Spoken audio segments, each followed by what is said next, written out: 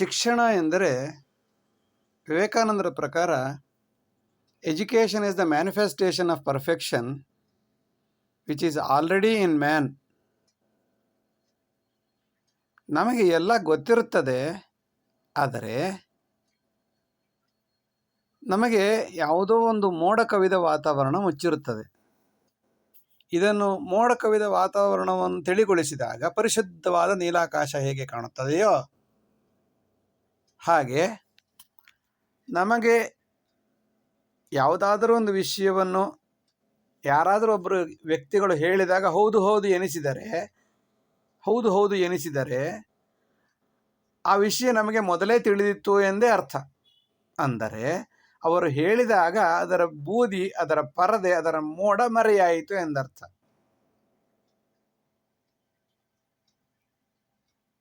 ನಮಗೆಲ್ಲ ಜ್ಞಾನ ಇದ್ದರೂ ಏಕೆ ನಾವು ಅದನ್ನು ಪ್ರತಿಫಲಿಸಲು ಆಗುತ್ತಿಲ್ಲ ಎಂದರೆ ಯಾರೋ ಒಬ್ಬರು ಅದನ್ನು ತಿಳಿಸಿಕೊಡಬೇಕಾಗುತ್ತದೆ. ಮ್ಯಾನಿಫೆಸ್ಟೇಷನ್ ಆಫ್ ಪರ್ಫೆಕ್ಷನ್, ಇದು ಹೀಗೆ ಇದಮಿತ್ತಂ ಎಂದು ಯಾರಾದರೊಬ್ಬರು ತಿಳಿಸಿಕೊಟ್ಟಾಗ ಅದು ನಮ್ಮ ಮನಸ್ಸಿನಲ್ಲಿ ಶಾಶ್ವತವಾಗಿ ಉಳಿಯುತ್ತದೆ. ಇದನ್ನು ಜ್ಞಾನ ಎಂದು ಕರೆಯುತ್ತಾರೆ. ಸುಜ್ಞಾನ, ತಿಳಿಯದಿದ್ದಾಗ ಅಜ್ಞಾನ, ತಿಳಿದಾಗ ಸುಜ್ಞಾನ, ಅದರಿಂದ ವಿಕಾಸ, ಮೋಕ್ಷ. ಹೀಗೆ ಶಿಕ್ಷಣದ ಬಗ್ಗೆ ವಿವೇಕಾನಂದರು ಮಾತಾಡ್ತಾರೆ. ಅದೇ ರೀತಿ ಶಿಕ್ಷಣ ನಮಗೆ ಮುಖ್ಯವಾಗಿ ಸಾಕ್ಷರತೆ ಮತ್ತು ರಾಕ್ಷಸತೆ ಇದೆರಡರ ತದ್ವಿರುದ್ಧದ ಅರ್ಥ ತಿಳಿದುಕೊಳ್ಳಲು ಸಹಾಯ ಮಾಡುತ್ತದೆ. ವಿವೇಕಾನಂದರೊಮ್ಮೆ ಹೇಳುತ್ತಾರೆ, education with discipline and morality is called ಸಾಕ್ಷರ. Education without discipline and morality is called ರಾಕ್ಷಸ. ನಾವು ಎಷ್ಟೇ ಜ್ಞಾನಿಯಾಗಿದ್ದರೂ ಒಂದು ಶಿಸ್ತುಬದ್ಧತೆ ಇರಬೇಕು. 10 ಗಂಟೆಗೆ ತರಗತಿ ಅಂದರೆ 10 ಗಂಟೆ, 10 ಗಂಟೆ 1 ನಿಮಿಷಕ್ಕೆ ತರಗತಿ ಅಲ್ಲ. ಅವರು ಬರಲಿಲ್ಲವಲ್ಲ, ಇವರು ಬರಲಿಲ್ಲವಲ್ಲ ಎಂದು ಕಾಯುವುದಲ್ಲ. ಡಿಸಿಪ್ಲಿನ್, ಶಿಸ್ತು, ಇದಕ್ಕೆ ಮುಖ್ಯವಾದ ಮಾದರಿ ವ್ಯಕ್ತಿ ಅಂದರೆ ಶಿವಪ್ಪ ನಾಯಕ, ಶಿಸ್ತಿನ ಶಿವಪ್ಪ ನಾಯಕ. ನಾವು ಚರಿತ್ರೆಯಲ್ಲಿ ಓದಿರುತ್ತೇವೆ. ಒಬ್ಬ ನಾಯಕರಿಗೆ ಸೇರಿದ ವ್ಯಕ್ತಿ ಇಷ್ಟು ಶಿಸ್ತಾಗಿ ಇರಬಲ್ಲ ಎಂದಾದರೆ ನಾವೇಕೆ ಆಗಲಾರೆವು ಎಂಬಲ್ಲಿಗೆ ವ್ಯಕ್ತಿ ಮುಖ್ಯವಲ್ಲ, ನನ್ನ ಮಾನಸಿಕತೆ ಮುಖ್ಯ. ಮೊರಾಲಿಟಿ, ನೈತಿಕತೆ ಇರಬೇಕು. ನಾನು ಈ ಕೆಲಸವನ್ನು ದೇವರಿಗೋಸ್ಕರ ಮಾಡುತ್ತೇನೆ, ಕಾಯಕವೇ ಕೈಲಾಸ. ದೇವರಿಗೋಸ್ಕರ ಮಾಡುವ ಯಾವ ಕೆಲಸವಿದ್ದರೂ ಅದು ಶಿಸ್ತು. ನನ್ನ ಕಾರ್ಯವನ್ನು ನಾನು ದೇವರಿಗೋಸ್ಕರ ಮಾಡುತ್ತೇನೆ ಎಂದು ಮಾಡಿದಾಗ ಸಹಜವಾಗಿ ಶಿಸ್ತು ಬರುತ್ತದೆ. ಹೀಗೆ ಮಾಡದಿದ್ದರೆ ಅವರನ್ನು ರಾಕ್ಷಸರು ಎಂದು ಕರೆಯುತ್ತಾರೆ. ಯಾವುದೇ ಶಿಸ್ತಿರುವುದಿಲ್ಲ, ಯಾವುದೇ ಸಮಯ ಇರುವುದಿಲ್ಲ, ಎಲ್ಲಿ ಏನು ಹೇಳಬೇಕೆಂಬ ಅರಿವಂತೂ ಇರುವುದೇ ಇಲ್ಲ, ಸಮಾಜ ಜೊತೆಗೆ ಹೇಗೆ ಇರಬೇಕು ಎಂಬುದು ಗೊತ್ತಿರುವುದಿಲ್ಲ, ತನಗಾಗಿ ಬುದ್ಧಿ ಇಲ್ಲ, ನೀವು ಹೇಳಿದ್ದು ಕೇಳುವುದಿಲ್ಲ. ಇವರನ್ನೇ ರಾಕ್ಷಸರು ಎಂದು ಕರೆಯುವುದು. ರಾಕ್ಷಸರೆಂದರೆ ವಿಕಾರವಾದ ಹಲ್ಲು, ಅಗಲವಾದ ಕಣ್ಣಿರುವವರು ಎಂದಲ್ಲ ಅರ್ಥ. ಅವರು ವ್ಯಕ್ತಿಗತವಾಗಿ ಹೇಗಿದ್ದಾರೆ, ಅವರ ನಡವಳಿಕೆ ಏನು ಎಂಬುದೇ ರಾಕ್ಷಸತ್ವದ ಮೂಲ. ಹಾಗಾಗಬಾರದು. ಅಥವಾ ಇವರನ್ನೇ ನಾವು ಐಸಿಸ್ ಉಗ್ರವಾದಿಗಳು ಎಂದು ಕರೆಯಬಹುದು. ಹಾಗಾಗಬಾರದು ಎಂದಾದರೆ ನಾವು ಶಿಸ್ತಿನಲ್ಲಿರಬೇಕು ಮತ್ತು ನೈತಿಕತೆಯನ್ನು ಅಳವಡಿಸಿಕೊಳ್ಳಬೇಕು. ತಾಯಿಯನ್ನು ಗೌರವಿಸಬೇಕು, ತಂಗಿಯನ್ನು ಗೌರವಿಸಬೇಕು, ಅಕ್ಕನನ್ನು ಗೌರವಿಸಬೇಕು ಎಂಬುದು ನಮಗೆ ಸಹಜವಾಗಿ ಹೇಗೆ ಬರುತ್ತದೆಯೋ ಹಾಗೆಯೇ ಪಕ್ಕದ ಮನೆಯವರ ತಾಯಿ, ಅವರ ತಂಗಿ, ಅವರ ಅಕ್ಕನೂ ಕೂಡ ನನಗೆ ದೇವರ ಸಮಾನ ಆಗುತ್ತಾರೆ. ಮದುವೆಯಾಗಿ ಸಂಸಾರ ಮಾಡುವುದು ಬೇರೆ. ಆಗ ನಮ್ಮ ಜೀವನದ ಅರ್ಧ ಭಾಗವನ್ನು ಅವರಿಗೆ ನಾವು ಕೊಟ್ಟಂತಾಗುತ್ತದೆ. ಯಾವುದೇ ರೀತಿ ಸಂಪರ್ಕವಿಲ್ಲದ ನೆರೆಮನೆಯ ಪರದಾರ, ಪರ ಹೆಣ್ಣು ಮಗಳನ್ನು ನಾವು ತಾಯಿಯಂತೆ ಕಾಣಬೇಕಾಗುತ್ತದೆ. ಇದು ಶಿಸ್ತು. ಹೀಗಿದ್ದಾಗ ಶಿಕ್ಷಣಕ್ಕೆ ಬೆಲೆ ಬರುತ್ತದೆ. ವಿವೇಕಾನಂದರ ಪ್ರಕಾರ education with discipline and morality is called ಸಾಕ್ಷರ. ಮೊರಾಲಿಟಿ, ನೈತಿಕತೆ ಮತ್ತು ಶಿಸ್ತುಬದ್ಧ ಜೀವನ ಯಾರಲ್ಲಿ ಇರುತ್ತದೆಯೋ ಅವರೇ ಸಾಕ್ಷರರು. ಪದವಿ ಪ್ರಮಾಣ ಪತ್ರ ಹೊಂದಿರುವವರು ಸಾಕ್ಷರರಲ್ಲ, ಬದಲಾಗಿ ಒಳ್ಳೆಯ ತನವಿರುವವರು ಸಾಕ್ಷರರಾಗುತ್ತಾರೆ. ಇದನ್ನು ಬಿಟ್ಟರೆ ಸ್ವಲ್ಪ ಬದಲಾವಣೆ, ರಾಕ್ಷಸರಾಗುತ್ತಾರೆ. ವಿವೇಕಾನಂದರು ಹೇಳುತ್ತಾರೆ, today's dream is tomorrow's reality. ಇಂದು ಕನಸು ಕಾಣಬೇಕು. ಎಂತಹ ಕನಸು? ಶುದ್ಧ ಚಾರಿತ್ರ್ಯವುಳ್ಳ ವ್ಯಕ್ತಿ, ಸಮಾಜಕ್ಕೆ 4 ಜನಕ್ಕೆ ಹಿತಕಾರಿಯಾಗಿ ಬದುಕುವ ವ್ಯಕ್ತಿ, ಅಥವಾ ಯಾರಿಗೂ ತೊಂದರೆ ಕೊಡದ ವ್ಯಕ್ತಿ. ಕಳಬೇಡ, ಕೊಲಬೇಡ, ಹುಸಿಯ ನುಡಿಯಲು ಬೇಡ, ಅನ್ಯರಿಗೆ ಅಸಹ್ಯ ಪಡಬೇಡ, ತನ್ನ ಹೊಗಳಲು ಬೇಡ, ತನ್ನ ಬಣ್ಣಿಸಬೇಡ, ಇತರ ತೆಗಳಲು ಬೇಡ, ಬೇರೆಯವ್ರನ್ನ ಅಲ್ಲಗಳೆಬೇಡ. ಇದೇ ಅಂತರಂಗ ಶುದ್ಧಿ, ಇದೇ ಬಹಿರಂಗ ಶುದ್ಧಿ, ಇದೇ ಶುದ್ಧೀಕರಣ. ಸ್ನಾನ ಮಾಡುವುದರಿಂದ ಆತ್ಯಂತಿಕ ಬದಲಾವಣೆಯೇನು ಆಗುವುದಿಲ್ಲ. ಈ ರೀತಿಯಾದಂತಹ ಕ್ರಮಗಳಿಂದ, ಕರ್ತವ್ಯಗಳಿಂದ, ಕಾಯಕದಿಂದ ಮನುಷ್ಯ ದೇವರಾಗಬಲ್ಲ ಎಂದು ಬಸವಣ್ಣವರು ಹೇಗೆ ಹೇಳುತ್ತಾರೆಯೋ ಹಾಗೆಯೇ ಶುದ್ಧವಾದ ಕನಸುಗಳು ನಾಳಿನ ಬಾಳಿನ ಬೆಳಕಾಗಲು ಸಾಧ್ಯವಾಗುತ್ತದೆ.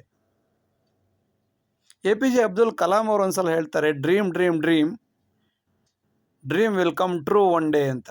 ಕನಸು ಕಾಣಬೇಕಂತೆ, ಕೆಟ್ಟ ಕನಸು ಕಾಣು. ನಾನು ದೊಡ್ಡ ರೌಡಿಯಾಗುತ್ತೇನೆ, ನಾನು ಚೆನ್ನಾಗಿ ಮಧುಪಾನ ಮಾಡುತ್ತೇನೆ, ಹೆಚ್ಚು ಹೆಚ್ಚು ಬೀಡಿ ಸಿಗರೇಟುಗಳನ್ನು ಸೇದುತ್ತೇನೆ, ಅತಿ ಹೆಚ್ಚು ಅತ್ಯಾಚಾರಗಳನ್ನು ಮಾಡುತ್ತೇನೆ, ಅತಿ ಹೆಚ್ಚು ಕಳ್ಳತನವನ್ನು ಮಾಡುತ್ತೇನೆ, ಅಥವಾ ಕಂಡಲ್ಲಿ ಜನಗಳನ್ನು ಕೊಲೆ ಮಾಡಿ ಅವರನ್ನು ರೋಡ್ ಆಕ್ಸಿಡೆಂಟ್ ಮೂಲಕ ಕೊಲೆ ಮಾಡುತ್ತೇನೆ. ಇದೆಲ್ಲ ಕನಸುಗಳಲ್ಲ. ಇದರಿಂದ ಒಂದಲ್ಲ ಒಂದು ದಿನ ನಾಶವಾಗಲೇಬೇಕು. ಇದರ ಬದಲು ಶುದ್ಧ ಚಾರಿತ್ರ್ಯವುಳ್ಳ ವ್ಯಕ್ತಿಯಾಗುತ್ತೇನೆ, ಸಮಾಜಕ್ಕೆ 4 ಜನಕ್ಕೆ ಹಿತವಾಗಿ ಬದುಕುವಂತೆ ಒಳ್ಳೆಯದಾಗಲಿ ಎಂದು ಬಯಸುತ್ತೇನೆ. ಅವರು ಬದುಕಲಿ, ನಾನು ಬದುಕುತ್ತೇನೆ.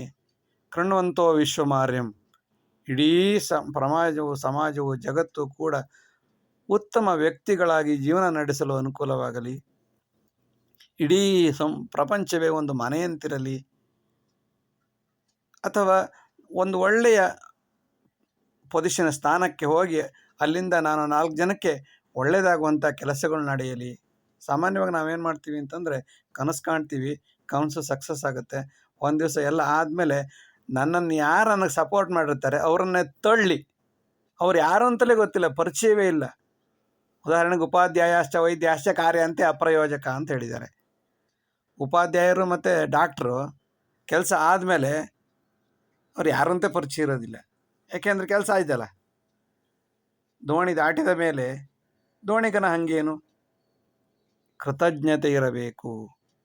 ಒಂದು ನಾಯಿಗಂತೂ ತನ್ನ ಹಾಕಿದ್ರೆ ಅದು 3 ದಿವಸ ನಮ್ಮ ಮನೆಯಲ್ಲೇ ಇದ್ದು ಬಹು ಅಂತ ಬೊಗಳಿ ಯಾರು ಬಂದರೂ ಅವ್ರನ್ನ ಓಡಿಸುತ್ತಂತೆ. ಅದಕ್ಕೆ ಕೃತಜ್ಞತೆ. ಇನ್ನೊಂದು ದಿವಸ ನೀವು ಅನ್ನ ಹಾಕದಿದ್ರೂ ಪರವಾಗಿಲ್ಲ, ಮರುದಿವಸ ಅಲ್ಲೇ ಬಂದು ಕೂತಿರುತ್ತಂತೆ ಕಾಯ್ಕೊಂಡು. ಅನ್ನ ಹಾಕ್ತಾನೆ ಅಂತ ಒಂದು ಕಾರಣ ಇರ್ಬೋದು, ಇನ್ನೊಂದು ಕಾರಣ ಕೃತಜ್ಞತೆ ಇದೆ ಅದಕ್ಕೆ. ಮನುಷ್ಯರಿಗೆ ಆ ಬುದ್ಧಿ ಇಲ್ಲ. ನಾಯಿಗಳಿಂದ, ಪ್ರಾಣಿಗಳಿಂದ, ಪಕ್ಷಿಗಳಿಂದ ಕಲ್ತುಕೊಳ್ಳೋದು ಬೇಕಾದಷ್ಟಿದೆ. ನನ್ನಷ್ಟು ಬುದ್ಧಿವಂತ ಯಾರೂ ಇಲ್ಲ ಎಂಬ ಮದದಲ್ಲಿ, ಅನ್ನಮದ, ಅಹಂಕಾರ ಮದ, ರೂಪಮದ, ವಯೋಮದ ಮದಗಳು, ಅಹಂಕಾರಗಳಿಂದ ನಾವು ರಾಕ್ಷಸತೆಯನ್ನು ಪಡ್ಕೊಂಡಿದ್ದೇವೆ. ಡ್ರೀಮ್ ಡ್ರೀಮ್ ಡ್ರೀಮ್, ಒಳ್ಳೆಯ ಕನಸುಗಳನ್ನು ಕಾಣಿರಿ. ನಾಳೆ ಅದು ಯಾವುದೇ ಡ್ರೀಮ್ ಕಾಣಿರಿ, ಅದು ಶುದ್ಧವಾಗುತ್ತೆ ಅಂತ ಅಬ್ದುಲ್ ಕಲಾಂ ಹೇಳ್ತಾರೆ. ಆದರೆ ನಾವು ವಿವೇಕಾನಂದರ ಪ್ರಕಾರ ಶುದ್ಧ ಚಾರಿತ್ರ್ಯವುಳ್ಳ, ಡಿಸಿಪ್ಲಿನ್, ನೈತಿಕತೆ, ಮೊರಾಲಿಟಿ ಇರುವಂತಹ ಕನಸುಗಳನ್ನು ಕಾಣಬೇಕಾಗತ್ತೆ. ಆಗ ಸಹಜವಾಗಿ ನಾವು 4 ಜನ ಮೆಚ್ಚುವಂತೆ ಬದುಕಬಹುದು, ಬಾಳಬಹುದು. ಇದನ್ನು ಎಲ್ಲ ವಿದ್ಯಾರ್ಥಿಗಳು ಅರ್ಥ ಮಾಡಿಕೊಂಡಾಗ ಯಾರಿಗೂ ತಲೆಬಾಗಬೇಕಾಗಿಲ್ಲ. ಅಬ್ದುಲ್ ಕಲಾಂ ಅವರೊಂದು ಕಡೆ ಹೇಳ್ತಾರೆ, if you salute your duties, ನಿಮ್ಮ ಕರ್ತವ್ಯವನ್ನು ನೀವು ಸೆಲ್ಯೂಟ್ ಮಾಡಿದರೆ, ಅಂದರೆ ನಿಮ್ಮ ಡ್ಯೂಟಿಯನ್ನು ಓದುವುದು, ಬರೆಯುವುದು, ಆಮೇಲೆ ಚಿಂತನೆ ಮಾಡುವುದು, ಮಂಥನ ಮಾಡುವುದು, ಹಂಚಿಕೊಳ್ಳುವುದು, ಹೀಗೆ ಮಾಡುವುದರ ಮೂಲಕ ವಿದ್ಯಾಭ್ಯಾಸವನ್ನು ಅಭಿವೃದ್ಧಿ ಮಾಡ್ತಾ, ಸೊಲ್ಯೂಟ್ ಯುವರ್ ಡ್ಯೂಟೀಸ್, ಆ ಸಮಯಕ್ಕೆ ಸರಿಯಾಗಿ ಓದುವುದು, ಸಮಯ ಪ್ರಜ್ಞೆಯನ್ನು ಪಾಲಿಸುವುದು. ಇನ್ಫೋಸಿಸ್ನ ಆಡ್ಮೂರ್ತಿ ಒಂದು ಕಡೆ ಹೇಳ್ತಾರೆ, ನಿಮ್ಮ ಸಕ್ಸಸ್ಗೆ ಕಾರಣ ಏನು ಅಂತ ಕೆನರಾ ಬ್ಯಾಂಕ್ ಮ್ಯಾನೇಜರ್ ಒಂದ್ಸಲ ಇಂಟರ್ವ್ಯೂ ಮಾಡ್ತಾರೆ ಅವ್ರನ್ನ. What is the secret of success in your life ಅಂತ ಇನ್ಫೋಸಿಸ್ ನಾರಾಯಣಮೂರ್ತಿಯನ್ನು ಕೆನರಾ ಬ್ಯಾಂಕ್ ಮ್ಯಾನೇಜರ್ ಇಂಟರ್ವ್ಯೂ ಮಾಡಿ ಕೇಳ್ತಾರೆ. ಆಗ ಇನ್ಫೋಸಿಸ್ ನಾರಾಯಣಮೂರ್ತಿ ಅವರು ಹೇಳ್ತಾರೆ, I just manage my time ಅಂತ. ನಾನು ನನ್ನ ಸಮಯವನ್ನು ಪಾಲಿಸುತ್ತೇನೆ. ಸಮಯ ಪಾಲನೆಯಿಂದ ಅನೇಕ ದೇಶಗಳಲ್ಲಿ ಇವರು ಇನ್ಫೋಸಿಸ್ ಸಂಸ್ಥೆಯನ್ನು ಬೆಳೆಸಿದ್ದಾರೆ. ಕನಸುಗಳು, Abdul Kalam dream come true ಅಂತ. If you salute your duties everybody will salute you ಅಂತ ಹೇಳ್ತಾರೆ ಅಬ್ದುಲ್ ಕಲಾಂ. ನೀವು ನಿಮ್ಮ ಕರ್ತವ್ಯವನ್ನು, ಶ್ರದ್ಧೆಯನ್ನು, ಶಿಸ್ತನ್ನು, ನೈತಿಕತೆಯನ್ನು ಗೌರವಿಸಿದರೆ ಇಡೀ ಸಮಾಜ ನಿಮ್ಮನ್ನು ಗೌರವಿಸುತ್ತದೆ. If you pollute your duties everybody will pollute you. ನೀವು ನಿಮ್ಮ ಕರ್ತವ್ಯವನ್ನು ನಿರ್ನಾಮ ಮಾಡಿದರೆ, ನಾಶ ಮಾಡಿದರೆ ಎಲ್ಲರೂ ನಿಮ್ಮನ್ನು ನಾಶ ಮಾಡುತ್ತಾರೆ. ನಿಮ್ಮ ಕರ್ತವ್ಯವನ್ನು ಗೌರವಿಸಿದರೆ, ನೀವು ಆಫೀಸರ್ ಆಗಿ ಒಳಗಡೆ ಕೂತಿರ್ತೀರಿ, ಎಲ್ಲರೂ ಬಂದು ನಿಮಗೆ ನಮಸ್ಕಾರ ಮಾಡ್ತಾರೆ. ನಿಮ್ಮ ಕರ್ತವ್ಯವನ್ನು, ಕಾಯಕವೇ ಕೈಲಾಸವನ್ನು ಮರೆತರೆ ನೀವು ಗೇಟ್ ಕೀಪರ್ ಆಗಿರ್ತೀರಿ, ಅಟೆಂಡರ್ ಆಗಿರ್ತೀರಿ, ವಾಚ್ಮ್ಯಾನ್ ಆಗಿರ್ತೀರಿ. ಬಂದವರಿಗೆಲ್ಲ ನೀವು ಸಲ್ಯೂಟ್ ಮಾಡಬೇಕು. ನಮಸ್ಕಾರ ಸರ್, ಬನ್ನಿ ಸರ್, ನಮಸ್ಕಾರ sir. Education with discipline and morality is called ಸಾಕ್ಷರ. If you salute your duties everybody will salute you. If you pollute your duties everybody will pollute you. ಇದನ್ನು ನಾವು ಅರ್ಥ ಮಾಡಿಕೊಂಡಾಗ ಅನೇಕ ಸಮಸ್ಯೆಗಳು ಪರಿಹಾರವಾಗಿ ನಾವೇಕೆ ಓದಬೇಕು. ಅಂಬೇಡ್ಕರ್ ಇವತ್ತು ಆ ಸ್ಥಾನಕ್ಕೆ ಹೋದರು ಅಂದರೆ ವಾರಕ್ಕೆ ಕನಿಷ್ಠ 15-20 ಪುಸ್ತಕ ಲೈಬ್ರರಿ ತಗೊಂಡು ಹೋಗಿ ಕೊಟ್ಟು ಮಾಡಿ. ವಿವೇಕಾನಂದರು ಅದೇ ರೀತಿ. ಅವರಿಗೊಂದು ಡೌಟ್ ಬಂದು ಕೇಳ್ತಾರಂತೆ ವಿವೇಕಾನಂದರಿಗೆ, ನೀವು ಇಷ್ಟೊಂದು ಪುಸ್ತಕ ತಗೊಂಡೋಗಿ ವಾಪಸ್ ತಂದು ಕೊಡ್ತಿರಲ್ಲ, ಓದಿದ್ದೀರಾ ಅಂತ. ಹಾಗಾದರೆ ಯಾವುದಾದ್ರೂ ಒಂದು ಪೇಜಲ್ಲಿ ಪ್ರಶ್ನೆ ಕೇಳಪ್ಪ ಅಂತ ಹೇಳ್ತಾರೆ ವಿವೇಕಾನಂದರು. ಆಗ ಲೈಬ್ರರಿಯನ್ನು ಒಂದು ಪೇಜ್ ತೆಗೆದು ಇದ್ರ ಯಾವುದೋ ಒಂದು ಪೇಜಲ್ಲಿ ಇದ್ದಂಥ ಯಾವುದೋ ಒಂದು ಪ್ರಶ್ನೆ ಕೇಳ್ತಾರೆ. ವಿವೇಕಾನಂದರು ಪಟಪಟ ಅಂತ ಉತ್ತರ ಹೇಳ್ತಾರೆ. ವಿದ್ಯಾಭ್ಯಾಸ ಅಷ್ಟು ಸುಲಭವಾದ್ದಲ್ಲ. ಆದರೆ ಒಂದು ಸಲ ನೀವು ಅದರ ಬಗ್ಗೆ ಗಮನ ಕೊಟ್ಟಾಗ, ಗೌರವಿಸಿದಾಗ ನಿಮ್ಮ ಜೀವನ ಪರ್ಯಂತ ಅದು ನಿಮ್ಮನ್ನು ಕಾಪಾಡುತ್ತದೆ ಎಂಬುದರಲ್ಲಿ ಸಂದೇಹವೇ ಬೇಡ, ಸಂದೇಹವೂ ಇಲ್ಲ. ವಿದ್ಯಾ ದದಾತಿ ವಿನಯಂ ಅಂತ. ವಿದ್ಯಾವಂತರು ವಿನಯವಂತರಾಗಿರಬೇಕು, ಶಿಸ್ತಿನ ಸಿಪಾಯಿಗಳಾಗಿರಬೇಕು, ನೈತಿಕತೆ ಇಟ್ಟುಕೊಂಡಿರಬೇಕು. ವಿದ್ಯೆಯಿಂದ ಇಡೀ ಪ್ರಪಂಚವನ್ನು ಗೆಲ್ಲಬಹುದು. ನೀವು ಪ್ರಪಂಚದ ಯಾವುದೇ ದೇಶಕ್ಕೆ ಬೇಕಾದರೂ ಹೋಗಿ ಜೀವನ ಮಾಡಬಹುದು. ವಿದ್ಯೆ ಇಲ್ಲದವನು ಹಾಳೂರ ಹದ್ದಿನಂತಿಕ್ಕು ಅಂತ ಹೇಳಿದ್ದಾರೆ. ವಿದ್ಯೆ ಇಲ್ಲದ ವ್ಯಕ್ತಿಯನ್ನು ಜನ ಯಾವ ರೀತಿ ನೋಡ್ತಾರೆ ಅಂತ ನಿಮ್ಮ ಕಣ್ಣು ಮುಂದೆ ನೋಡಿರ್ತೀರಿ. ನಾವು ಅದು ಆಗಬಾರದು ಅಂತಾದರೆ ಕಷ್ಟಪಟ್ಟು ಶ್ರದ್ಧೆಯಿಂದ ವಿದ್ಯೆಯನ್ನು ಕಲಿಯಿರಿ. ಅಂಬೇಡ್ಕರ್ ಅವರನ್ನು ಮೀರಿಸಿ, ಶಿಷ್ಯಾದಿಚೇತ್ ಪರಾಜಯಂ ಅಂತ. ಗುರುಗಳಿಗೆ ಯಾವಾಗ ಸಂತೋಷವಾಗೋದು ಅಂತಂದರೆ, ನನ್ನ ಶಿಷ್ಯ ನನ್ನನ್ನು ಮೀರಿಸಬೇಕು. ಪರಶುರಾಮರು ಅದಕ್ಕೆ ಉದಾಹರಣೆ. ಪರಶುರಾಮ ಮತ್ತು ಭೀಷ್ಮರು ಪರಶುರಾಮನನ್ನೇ ಸೋಲಿಸ್ತಾರಂತೆ. ಆಗ ಪರಶುರಾಮರು ಹೇಳ್ತಾರಂತೆ, ಶಿಷ್ಯಾದಿಚ್ಛೇತ್ ಪರಾಜಯಂ. ಒಬ್ಬ ಒಳ್ಳೆಯ ಗುರುವಿಗೆ ತನ್ನ ಶಿಷ್ಯನಿಂದ ಸೋಲಲ್ಪಡಬೇಕು, ಆಗ ಖುಷಿಯಾಗುತ್ತಂತೆ. ಹಾಗೆ ಅಂಬೇಡ್ಕರ್ ನಮಗೆ ಚೆನ್ನಾಗಿ ಬದುಕಿ ಬಾಳಿ ಅಂತ ಹೇಳ್ಕೊಟ್ಟ ಮೇಲೆ ಅವರಿಗೆ ಸಮಾಧಾನ, ಸಂತೋಷ ಆಗಬೇಕಾದ್ರೆ, ಆ ಚಿರಂತನ ಆತ್ಮಕ್ಕೆ ಸಂತೋಷ ಆಗಬೇಕಾದ್ರೆ ನಾವು ಅವರನ್ನು ಮೀರಿಸಿ ಬೆಳೆಯಬೇಕು. ಅನೇಕ ಸಂವಿಧಾನಗಳನ್ನು ಬರೆಯುವಂಥ ಶಕ್ತಿ ನಮ್ಮಲ್ಲಿ ಬರಬೇಕು.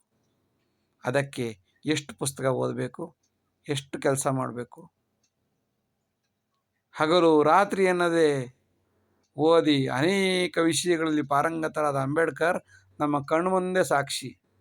ಇವರ ಮಾರ್ಗದರ್ಶನವನ್ನು ನಾವು ಕೇವಲ ಭಾಷಣಕ್ಕೆ ಉಪಯೋಗಿಸಿಕೊಳ್ಳುವುದರಿಂದ ಉಪಯೋಗ ಆಗುವುದಿಲ್ಲ. ಅವರು ನೋಡಿದಂತೆ ನಡೆದುಕೊಂಡ ರೀತಿ ಇದೆಯಲ್ಲ, ಅದನ್ನು ನಾವು ಬೆಳೆಸ್ಕೊಂಡಾಗ ಮಾತ್ರ ವಿದ್ಯಾಭ್ಯಾಸ ನೈಜ್ಞಾನೇನ ಸದೃಶಂ, ಜ್ಞಾನಕ್ಕೆ ಸಮಾನವಾದ್ದು ಯಾವುದೂ ಇಲ್ಲ ಎಂಬುದು ಸರಿಯಾಗಿ ಅರ್ಥವಾಗುತ್ತದೆ. ಜೊತೆಗೆ ಯಾವುದೇ ತಾಯಿಯು ಮಗನೇ ಬೀಡಿ ಸೇದು, ಸಿಗರೇಟ್ ಸೇದು, ಅಥವಾ ಸುರಾಪಾನ ಮಾಡು, ಮದ್ಯಪಾನ ಮಾಡು ಎಂದು ಯಾವ ತಾಯಿಯೋ ಮಗನಿಗೆ ಹೇಳುವುದಿಲ್ಲ. ಆದರೆ ಎಲ್ಲ ತಾಯಿಯಂದಿರು ಮಕ್ಕಳೇ ಚೆನ್ನಾಗಿ ಓದಿ, ಚೆನ್ನಾಗಿ ವಿದ್ಯಾವಂತರಾಗಿ ಎಂದು ಹೇಳುತ್ತಾರೆ ಎಂದರೆ ವಿದ್ಯೆಗೆ ಅಷ್ಟು ಮಹತ್ವ ಇದೆ.